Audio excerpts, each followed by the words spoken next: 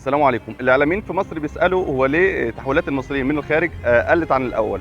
والحقيقة الإجابة عندهم وهم عارفينها ويعرفوا يردوا بيها، بس هم مش عايزين يقولوها عشان خاطر ممكن لو هم قالوا الإجابة هيزعلوا منهم ناس مسؤولين في الدولة، ويزعلوا ناس ممكن يكونوا هم مشغلين عندهم، فمش عايزين يقولوها، فبيسألوا السؤال لنفسهم وبيسألوا لينا ليه تحويلات المصريين في الخارج قلت عن الأول؟ في الحقيقة أنا هقول لك كلام في الفيديو ده مش أي حد هيقوله لك ومش أي حد يطلع يتكلم فيها على الميديا. بس قلت عشان ليها اسباب كتير واسباب كتيره جدا، واكيد الحكومه عارفه بيها. كأن انا واحد مغترب، انا في البدايه كده اي واحد مغترب او اي واحد مسافر بره البلد مسافر عشان حاجه واحده، هي فرق العمله، ان كان دكتور ان كان عامل ان كان مهندس ايا كانت مهنته ايه، عشان نكون صراحه مع بعضنا مسافرين عشان فرق العمله، عشان لقينا فرصه عمل ولقينا فرق العمله بينفع معانا شويه في غلو الدنيا بقت غاليه جدا، فالطبيعي الواحد مننا بيدور على عمله بيساعد معاك شويه. دي حاجه. الحاجه الثانيه، انا قاعد مغترب عشان اروح ابعت من الصرافه والاقي الصرافه مثلا انا في الكويت هنا ال 1000 جنيه مصري ب 10 دينار في الصرافه، وتلاقي واحد قدام الصرافه بيقول لك مثلا شغال في السوق السوداء يقول لك ب 7 دينار او ب 7 دينار ونص. فالطبيعي معلش انا عايز ادور على فرق العمله اللي انا مسافر بسببه، انا مسافر من البدايه عشان فرق العمله، فالطبيعي ان انا هدور على مصلحتي عشان خاطر الدنيا غاليه في مصر. انا لو هبعت بنفس الطريقه دي والحاجه في مصر رخيصه شويه، فالطبيعي ان انا هبعت من الصرافه. الناس كلها اتجهت لموضوع السوق السوداء. ليه؟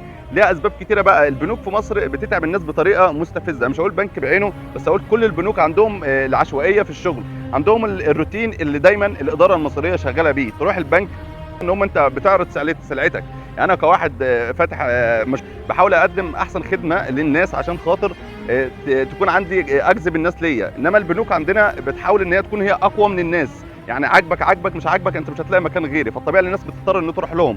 فالمعامله سيئه جدا في البنوك للناس، لصالح مين مش عارف.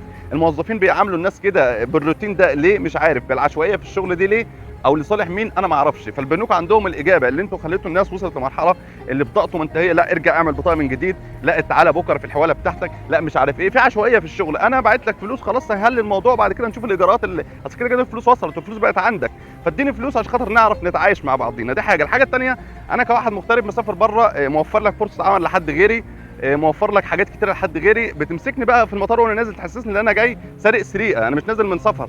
معاك ايه وجايب ايه ومعاك ذهب ايه ومعاك تليفون ايه ومعاك مش عارف، انت بتقلبني مش عارف ليه. يعني انا واحد راجع من سفر عاملني معامله زي ممكن تكون بتعامل واحد نازل سياحه في مصر، زي واحد اجنبي نازل سياحه. انا واحد مننا مسافر بينزل شهر او شهرين بيقضوهم وبيرجع، عاملني معامله كواحد سايح نازل شهرين عندك في البلد، بصرف فلوس بحاول اعيش شويه زي اي واحد سايح نازل البلد، عاملني معامله كويسه، احترمني. انا الطبيعي كواحد طالع من دوله ثانيه، الطبيعي اللي انا متفتش والطبيعي اللي انا معيش حاجه ممكن تكون ممنوعه، فسهل معايا الموضوع شويه. انزل المطار ما تعاملنيش بنفس القسوه اللي بتعاملها كده للناس، يعني ليه تعاملني معامله مش حلوه وانا نازل واحد نازل عندك اقعد فتره سياحه. الناس وصلت لمرحله اللي معاهم اسرهم، العائلات اللي عايشين في دول الخليج بقى بينزل اسرته وهو مش عايز ينزل، يقول لك انا مش عايز مش عايز وجع الدماغ، هنزل بقى في روتين في المصالح الحكوميه، في مشاكل كتيره في المصالح الحكوميه، في تعنت للناس المغتربين اللي نازلين بتعاملهم معامله مش حلوه. فالطبيعي ان انا كمغترب مش هكون حابب ان انا انزل او اطول الفتره بتاعتي، ممكن يكون عندي اجازه شهرين ممكن انزل شهر واحد بس، عشان مش عايز احس بمعاناه كتير في خلال الفتره اللي انا هقعدها في مصر. الحاجه الثانيه، كأنا واحد مغترب فدني لما واحد زي نجيب سويرس او سامح سويرس يطلع يتكلم ويقول للناس انا هبدا اسحب استثماراتي واستثمر في مكان ثاني عشان انا مش عارف استثمر في بلدي مصر. الطبيعي انا كواحد مغترب معايا قرشين قليلين، الطبيعي ان انا اخاف لما من اكبر الناس اللي هي شبعت اصلا من مصر ومن فلوسنا طلع يقولوا الكلام ده. يعني انت كحكومه عطيت صلاحيات كتير ان هو وصل للمرحله اللي هو بيتضرب فيك، فالطبيعي ان انا كواحد مغترب هكون خايف، هكون قلقان. اللي بيبعت 10,000 يبعت 5 بس، يقول لك لما نشوف الدنيا ترسى على ايه، لما نشوف الامور هترسى معانا على ايه، لما الناس دي اكبر الناس رجال اعمال بيقولوا كده، فالطبيعي ان انا واحد اخاف.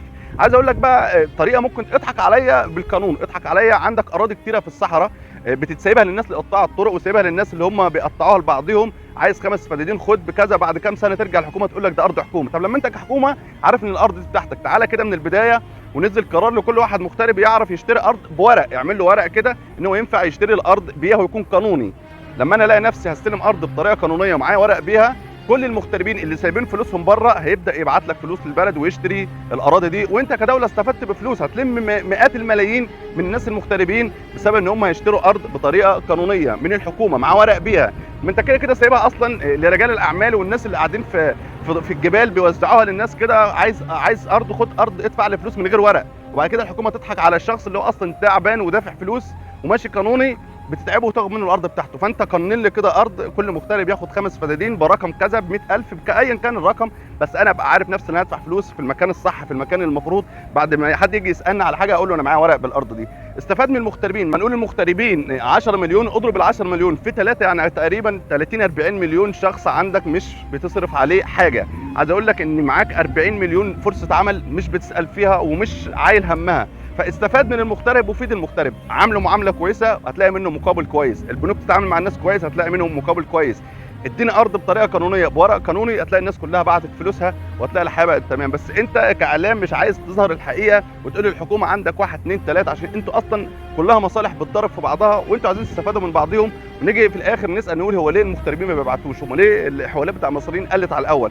المغترب بيعيش اسوأ فتره في حياه اي واحد مغترب بسبب تعنت الحكومه وتعنت البنوك مع المغتربين. اتمنى تكون الرساله وصلت، والسلام عليكم، اشوفكم على خير.